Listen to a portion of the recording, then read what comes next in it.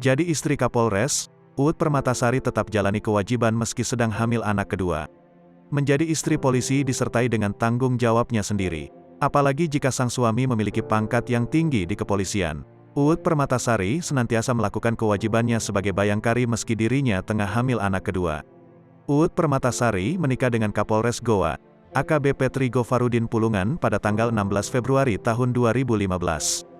Wanita ini rela meninggalkan kehidupannya sebagai penyanyi dangdut untuk memenuhi kewajiban sebagai ketua organisasi bayangkari setempat. 7 tahun setelah pernikahannya, Uut makin piawai menjalani peran tersebut. Mantan penari, goyang ngecor, ini kerap hadir dalam acara-acara kepolisian setempat. Ketua Bayangkari Cabang Goa berikan edukasi ke murid TK untuk jadi anak yang berbakti. Tulis akun @polresgoa_sulsel, tanggal 14 Maret tahun 2022. Keseharian wanita yang bernama asli Utami Suryaningsi ini juga disibukkan dengan mengurus putranya, Rafif Attallah Pulungan.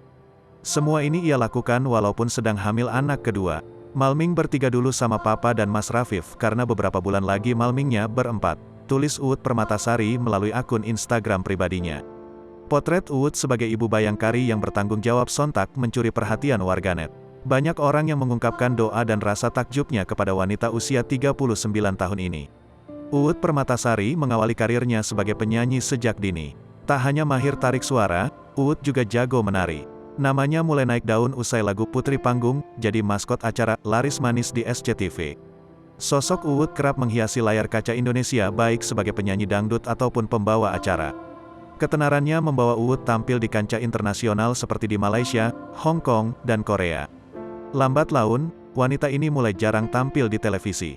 Terakhir dikabarkan, Uut sempat diundang sebagai bintang tamu dalam acara Brownies Trans TV beberapa minggu yang lalu.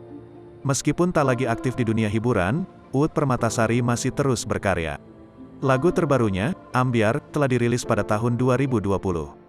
Penggemar Uut senantiasa menunggu kembalinya sosok Uut ke panggung.